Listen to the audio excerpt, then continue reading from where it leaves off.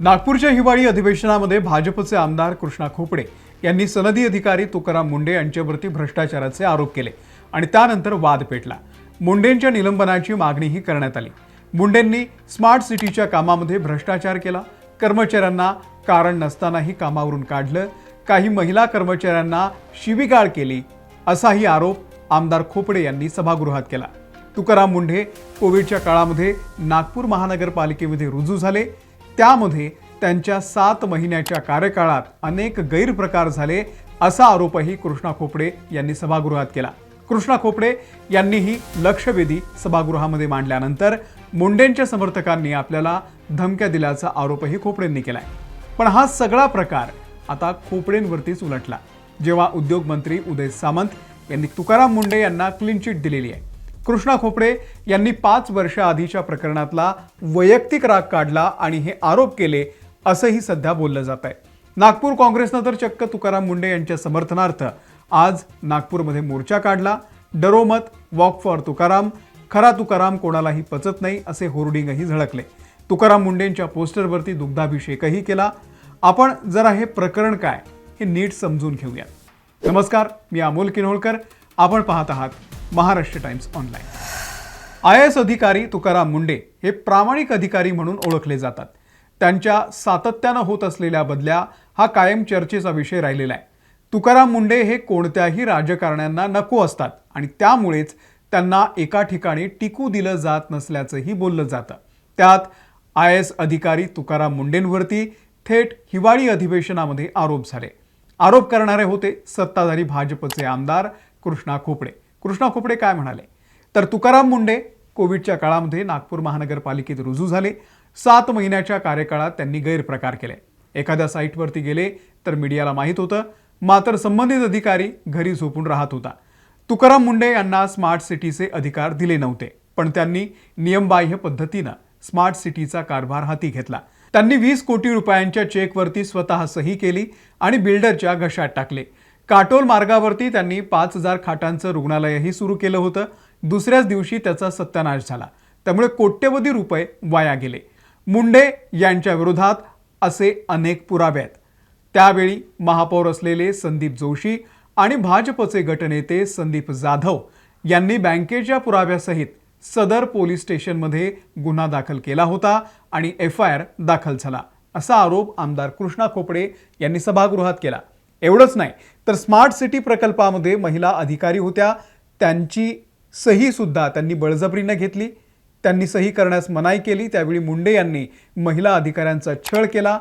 महाराष्ट्राच्या इतिहासात हे पहिल्यांदा घडलं की एखाद्या IAS अधिकाऱ्याच्या विरुद्ध 2 महिलांनी पोलिसांमध्ये तक्रार दाखल केली होती, परंतु त्यावेळी उद्धव ठाकरेंचं सरकार होतं आणि देशमुख गृहमंत्री होते, त्यामुळे त्यांच्या दबावाखाली काहीही होऊ शकलं नाही, असाही दावा आमदार कृष्णा खोपडे यांनी केला।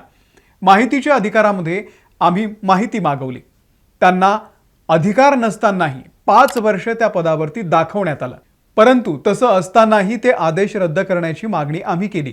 आम्ही या विरोधात लक्षवेधी दाखल केलेली आहे। मुंढे यांनी कोरोना काळामध्ये नागपूरचा कसा सत्यानाश केला, आता आम्ही लक्षवेधीच्या माध्यमामधून तुकाराम मुंढे यांना ताबडतोब निलंबित करावं आणि त्यांची चौकशी मुख्य सचिवांच्या माध्यमामधून व्हावी, अशी मागणी करतो आहोत, असं खोपडेंनी सभागृहात म्हटलं। त्यानंतर दुसऱ्या दिवशी आपल्याला तुकाराम मुंढेंच्या समर्थकांकडून धमकीचे फोन येत होते। तू कृष्णा खोपडे है क्या? तूने तुकाराम मुंढे के खिलाफ बोला, तू अभी तक जिंदा कैसे है? असं समोरच्या व्यक्तीने आपल्याला फोनवरून म्हटल्याचा आरोप या ठिकाणी खोपडेंनी केला। नागपूर पोलीस आयुक्त आणि बर्डी पोलिसांना या संदर्भात माहिती दिल्याचंही त्यांनी सांगितलंय। हे सगळं कारस्थान तुकाराम मुंढेंचं आहे। त्यांनी पेरोलवरती ठेवलेले लोक मला फोनवरून धमक्या देत असल्याचा दावाही खोपडेंचा आहे। हा मुद्दा विधानसभेमध्ये चांगला गाजला। काँग्रेसचे नेते विजय वडेट्टीवार यांनी तुकाराम मुंढेंची बाजू घेतली, तर मुख्यमंत्र्यांनी या सगळ्या प्रकरणामध्ये चौकशी करून सभागृहात निवेदन देणार असल्याचं म्हटलं होतं। पण आता खोपडेंनी हे आरोप वैयक्तिक रागातून केल्याचंही बोललं जात आहे। 2020 साली महाविकास आघाडीचं सरकार होतं, तेव्हा नागपूर महानगरपालिकेमध्ये भाजपची सत्ता होती। त्यांच्यावरती नियंत्रण ठेवण्यासाठी तुकाराम मुंढेंची नागपूर महानगरपालिका आयुक्तपदी नियुक्ती करण्यात आली, असा आरोप झाला। त्याच दरम्यान स्मार्ट सिटीच्या सीईओचं पद रिक्त झालं. पुढे कोरोनामुळे लॉकडाऊन लागला. तत्कालीन नगरविकास विभागाचे सचिव प्रवीण परदेशी यांच्या फोनवरच्या संभाषणावरून आपण स्मार्ट सिटीच्या सीईओच्या पदाचा कारभार हाती घेतला होता, असं तुकाराम मुंढे यांनी स्पष्ट केलं होतं. राज्य सरकारनं देखील या संदर्भात एक पत्रक काढून या नियुक्तीला परवानगी दिली होती. मुंढे यांनी नागपूर महानगरपालिकेसोबतच स्मार्ट सिटीचा कारभार हाती घेतल्यानं महापौर संदीप जोशी विरुद्ध मुंढे हा वाद चांगला पेटला होता. संदीप जोशींनी तर पोलीस स्टेशनमध्ये जाऊन गुन्हा दाखल करण्याची मागणी केली होती, पण पोलिसांनी गुन्हा दाखल केला नाही. याच प्रकरणात काही महिला कर्मचाऱ्यांनी देखील मुंढेंवरती आरोप केले होते, त्यातही फार काही निष्पन्न झालं नव्हतं. प्रकरण तर जुनंच आहे. मग कृष्णा खोपडे यांनी थेट विधान भवनामध्ये हे प्रकरण आत्ता मांडण्याचं कारण काय? तर कारण आहे नागपूर महानगरपालिकेतल्या नोकर भरतीचं. 1993 साली 113 कर्मचाऱ्यांची भरती ही नागपूर महानगरपालिकेमध्ये झाली होती. ही भरती नियमबाह्य असल्याचा आरोप झाला. प्रकरण कोर्टामध्ये गेलं. 1997 साली 89 जणांना पूर्वलक्षी पद्धतीने सेवेत रुजू केलं. उरलेल्यांना 2010 सालापासून नागपूर मनपानं सेवेत घेतलं. पण आम्हाला 1997 सालापासूनचे भत्ते मिळावे अशी मागणी या कर्मचाऱ्यांनी केली. याच मागणीची फाईल आयुक्त तुकाराम मुंढे यांच्या समोर आली. तेव्हा त्यांच्या लक्षात आलं की या नियुक्त्याच बेकायदेशीर आहेत आणि म्हणून त्यांनी या सगळ्यांना कामावरून काढून टाकलं. या कर्मचाऱ्यांमध्ये सुभाष घाटे नावाचे कर्मचारी होते, जे कृष्णा खोपडे यांचे मेव्हणे आहेत. मुंढेंमुळे मेव्हण्याची नोकरी गेली या रागातून आता कृष्णा खोपडे मुंढेंवरती आरोप करतायत अशी सोशल मीडियामध्ये चर्चा रंगलेली आहे. दरम्यान कृष्णा खोपडे यांनी विधानसभेमध्ये केलेल्या या आरोपांवरती त्यांच्याच सरकारनं मुंढे यांना आता अधिकृतपणे क्लीन चिट दिलेली आहे.